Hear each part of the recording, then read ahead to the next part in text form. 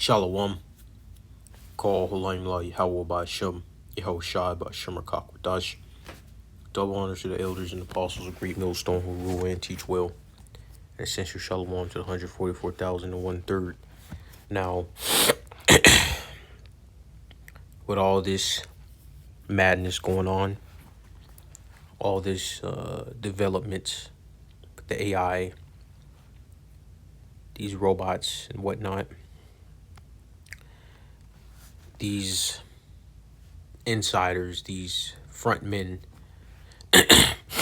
of these companies pushing forth the fourth industrial revolution are constantly making the point that these AI, these robots are about to take people's jobs and lead to high unemployment rate. Now, this individual said roughly 18 months at the most.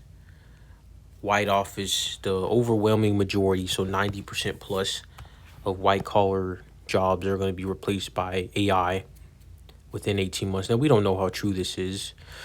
Could take 2 years, could take 2.5 years, but regardless, it is coming, and it's already begun. These layoffs with white collar work or white collar people using AI, it's already happening now.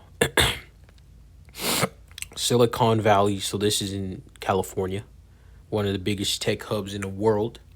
Silicon Valley's AI boom has sparked widespread panic about the future of human labor. A moment summed up by AI executive Matt Schumer's viral essay likening this moment in white-collar work in February 2020. So this was during the pandemic, before the pandemic devastated American life. Schumer warned that white-collar workers had to figure out Plan B right now because of the C-19 extinction event is coming for white-collar work almost simultaneously. Microsoft's AI chief Mustafa Suleyman gave it 18 months before anyone looking at a computer for a living will be out of work within that time frame. So guess what? This is going to devastate society. This is going to lead to extremely high unemployment rate, because once those jobs are taken by AI, there's not going to be any jobs available for, or I should say replaced. Like when those jobs get taken, it's not like a new job opportunity opens up. No. Bill Gates said that Bill Gates is basically a lying Edomite devil, probably a tiny top too. But he said, AI, when they take jobs, is going to open up more jobs, which is a lie. That literally makes zero sense, right? So when these white collar workers lose all their jobs, the unemployment rate is going to skyrocket, and the white collar workers that find other jobs are going to make less money.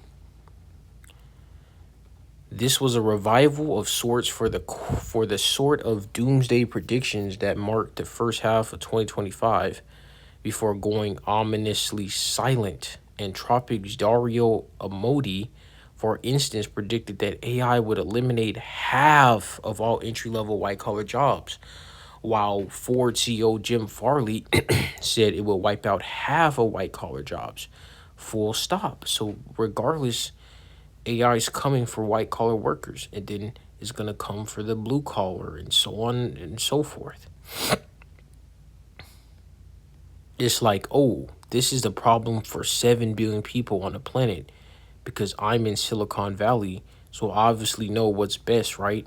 Gopal also noted that cynics have a point with these doomsday predictions occurring right around the time of the next multi-billion-dollar funding round for many AI startups that have yet to go public.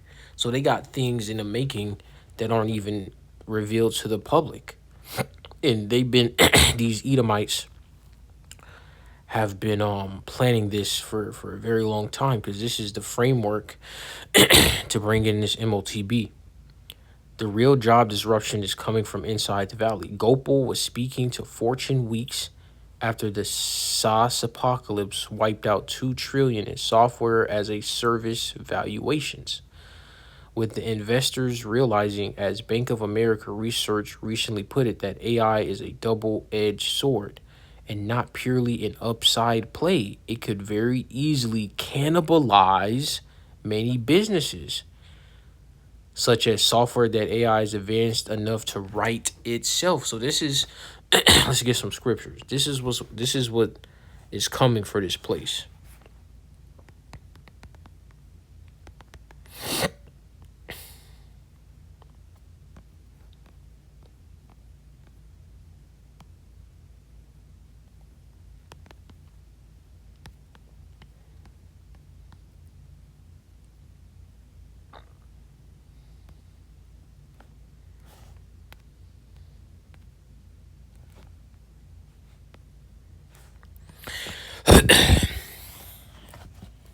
This is Isaiah 19 chapter, titled Message to Egypt. Now this is not talking about ancient Egypt with Mizraim. Okay, this is talking about modern day Egypt, Babylon the Great. This is Isaiah 19 and 2.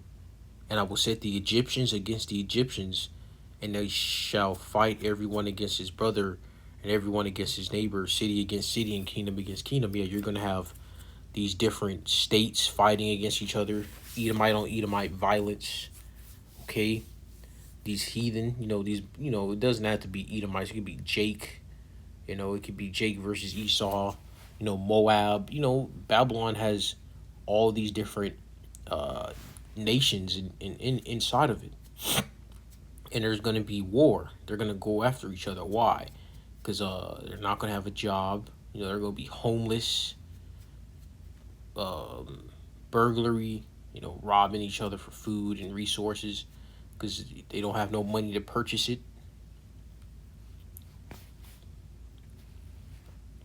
And kingdom against kingdom. So kingdom represents, okay, like a country, a landmass, a territory, you know. That could be Canada versus the US. That can be Texas versus Florida, you know. And the spirit of Egypt shall fail in the midst thereof, and I will destroy the counsel thereof. And they shall seek to the idols, and to the charmers, and to them that have familiar spirits, and to the wizards.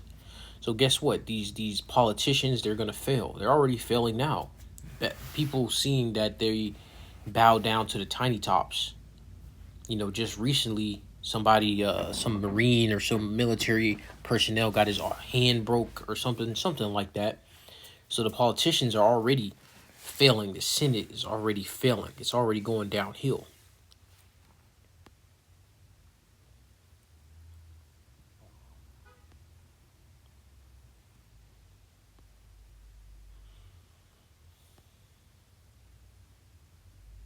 This is verse 14.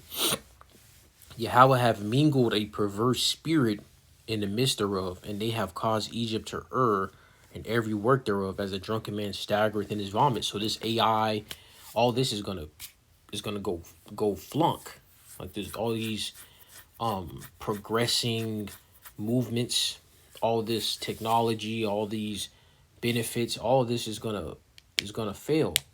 Why is it gonna fail? Because the Most High Yahweh is gonna make it fail. Esau is not gonna succeed with his MOTB beast system. It's going to overall collapse. They're gonna make mistakes. The Most High Yahweh is gonna force them to make mistakes. Verse 15, neither shall there be any work for Egypt which the head or tail, branch or rush may do. So what is this going into? That means even if you're very astute, aristocratic, top of the totem pole, top 1%, Nepo baby, that's the head. The tail will be, Jake, the poor Edomites, you know, people that don't got connections, don't got money, don't have the status, they're poor, downtrodden.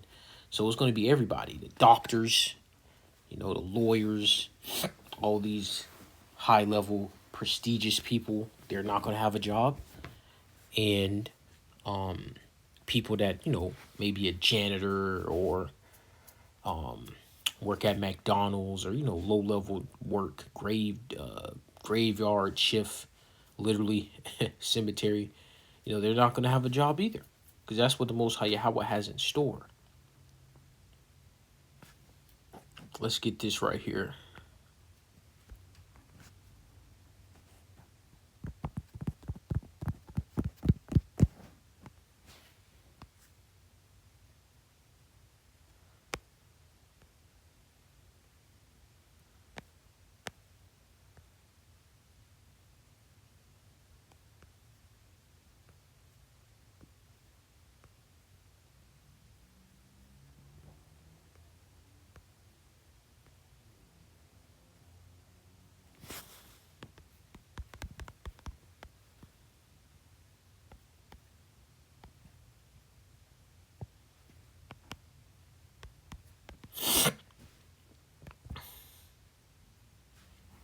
Oh, I'm right there.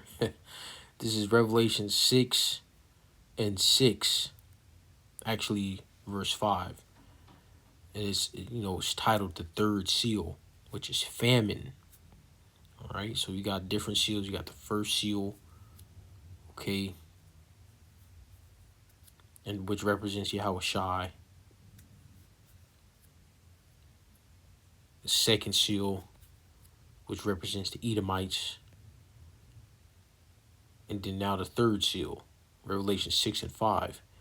And when he had opened the third seal, I heard the third beast say, Come and see. And I beheld, and lo, a black horse, and he that sat on him had a pair of balances in his hand. And I heard a voice in the midst of the four beasts say, A measure of wheat for a penny, and 3 measures of barley for a penny, and see thou hurt not the oil and the wine, which is going into the truth. All right. But guess what? It's going to be hyperinflation. The dollar is going to devalue, the DXY, the Dixie, which is going to disrupt these other currencies: Swiss franc, the Australian dollar, the euro, the pound. And guess what? Those are all going digital, CBDCs. US going for the stable coins. There you go. You got the what is it? The Crypto Market Structure Act bill that's coming.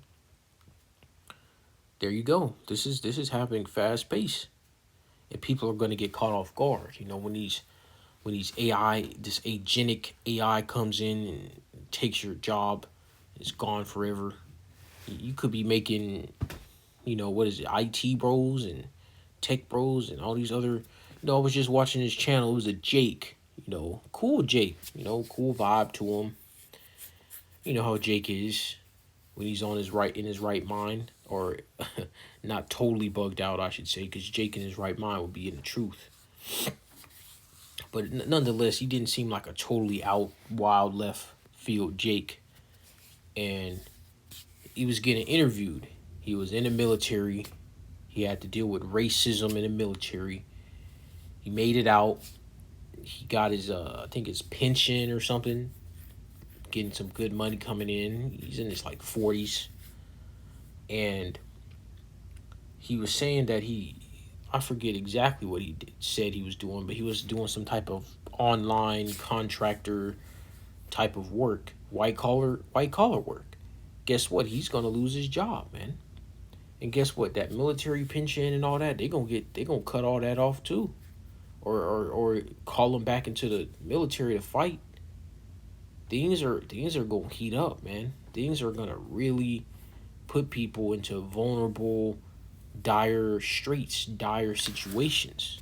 Let's get that right there. Let's see if something pops up. Straits.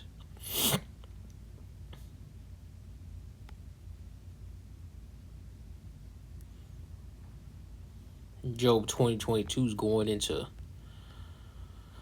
Esau. Let's get this right here.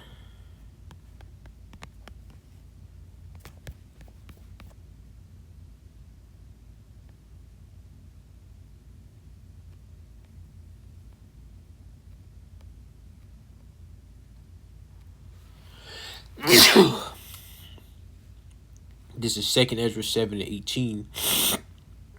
Second Ezra 7:18, and it reads, "Nevertheless, the righteous shall suffer straight things and hope for wide. For they that have done wickedly have suffered the straight things, and yet shall they not see the wide." So there you go. So when all this evil comes upon the earth, these robots, the hour temptation, these extremely catastrophic things, the Israelites are going to be in the midst of that. All right. But guess what? They're going to the elect, I should say, are going to be in the midst of that, and the elect are going to make it through it, all right, because they are part of the elect, and at that point they're going to know they're going to make it through it. So it's not going to be like a guessing game. But guess what? The wicked, which is pretty much everybody that ain't part of the elect at this point in time, all right, in prophecy, they're cooked. They're gonna go out sad, because they gonna, if they don't die, even if they do die, but they survive, or they're going through all this Jacob's trouble, right? And then they gotta eat a nuke if they're still alive in Babylon the Great. And the ones the Most High Yahweh want to call up, they gonna get new bodies just to get nuked. You know, a lot of people are gonna go out sad. They gonna go out real bad. All right. And with that, shalom.